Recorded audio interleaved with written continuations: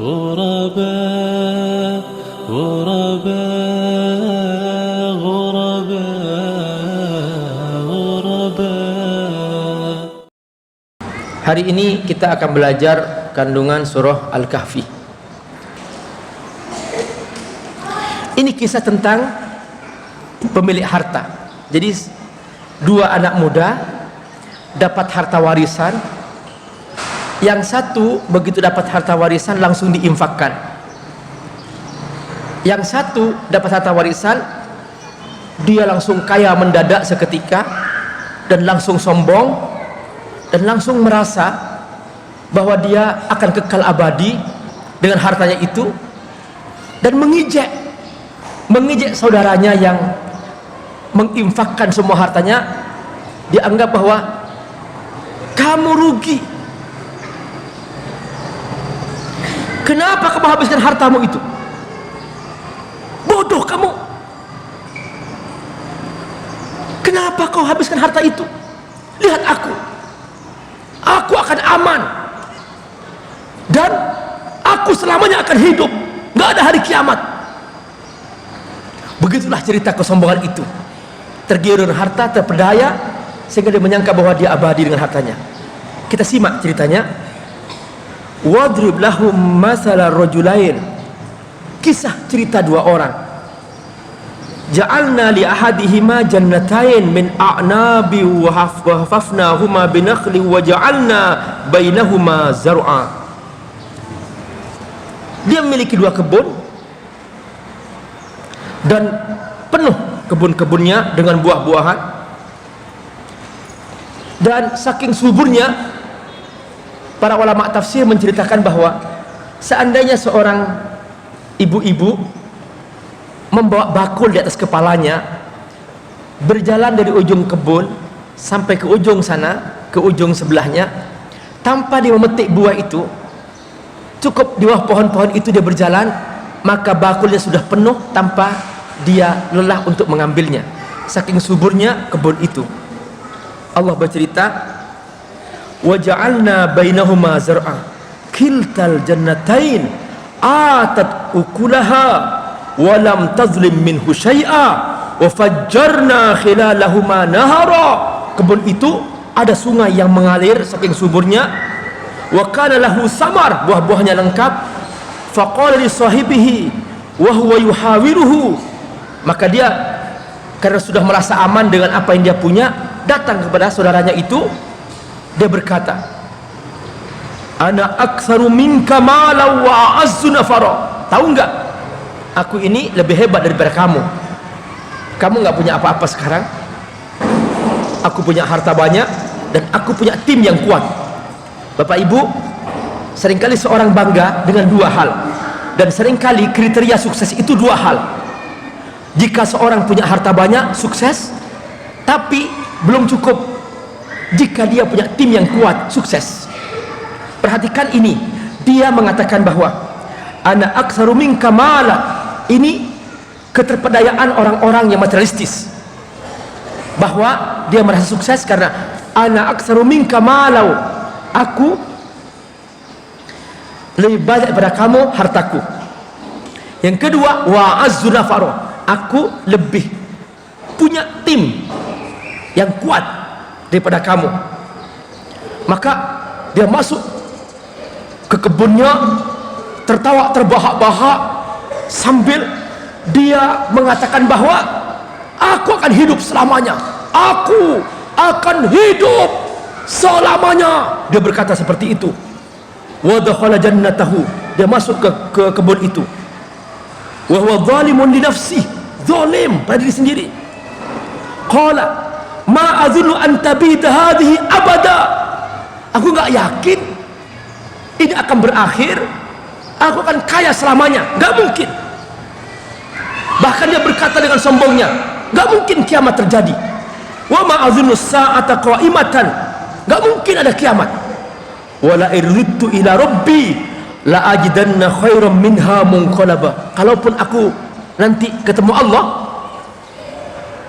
pasti Allah akan memuliakanku dan aku akan dimasukkan ke ruang VIP, special special person, ya, pribadi khusus, maka dia merasa seperti itu. Makanya seringkali orang yang kaya merasa banyak harta, dia merasa ingin diistimewakan, selalu seperti itu. Diistimewakan di pesawat terbang, diistimewakan ketika turun di pesawat terbang, ingin dihamparin karpet merah secara khusus spesial, seakan-akan seperti itu. Nah, makanya dia ternyata merasa bahwa seperti itu pribadinya yang akan diberikan oleh Allah Subhanahu wa taala. Di sini temannya yang beriman tadi itu mengingatkan. Qala lahu sahibuhu, berkata temannya, masa sih kamu ingkar kepada yang menciptakan kamu, menciptakan langit dan bumi? Akafarta billadzi khalaqaka min turabin thumma min nutfatin thumma sawwaka rajula? Dia yang menciptakan engkau dari tanah sampai jadi manusia. Kamu gak mungkin ada kalau Allah gak menciptakan kamu. Yang beriman berkata, lakinnahu wallahu rabbi wa la usyrik bi rabbi ahada. Allah Tuhanku, aku tidak akan berbuat syirik. Lalu yang beriman ini mengingatkan, seharusnya kamu masuk taman itu, masuk kebun kamu itu jangan sombong. Seharusnya kamu mengucapkan Masya Allah, la quwata illa billah. Bapak Ibu, orang yang melihat hartanya, melihat perusahaannya, melihat PT-nya, melihat rumahnya, melihat anaknya, melihat istrinya, melihat suaminya, hendaklah dia sadar bahwa semua itu dari Allah. Ucapkan setiap melihat nikmat yang Allah berikan, melihat mobil apa saja, ucapkan Masya Allah, la quwata illa billah. Allah menjamin akan menjaga semua nikmat itu. Yang membuat nikmat dicabut, kenapa? Karena dia sombong. Melihat rumah, Masya Allah, melihat anak, Masya Allah. Jangan mengatakan, cantiknya siapa dulu ibunya. Jangan begitu. Masya Allah, la quwata illa billah. Melihat rumah, Masya Allah, la quwata illa billah. Diingatkan di sini, walaula idh dakhalta jannataka qulta Masya Allah, la quwata illa billah. Sebaiknya kamu mengatakan ini kalau kamu masuk kebun. Benar, secara zahir saya lebih sedikit harta daripada kamu. Intarani ana aqalla minka mala wa walada. Tapi aku yakin Allah pasti akan menggantikan hartaku. Fa asa rabbi ayyutiyani khairan min jannatika wa yursila 'alaiha husbana minas sama' fatusbiha sa'idan zalaqa. Maka Allah akan mengganti karena aku berinfak, aku berbagi. Tidak ada infak yang menyebabkan kefakiran. Belum pernah ada cerita bahwa ada orang berbagi langsung fakir, tidak ada. Justru semakin seorang berbagi, semakin dia diberkahi oleh Allah Subhanahu wa taala. Mengapa? Karena Allah berjanji bahwa harta yang diberikan itu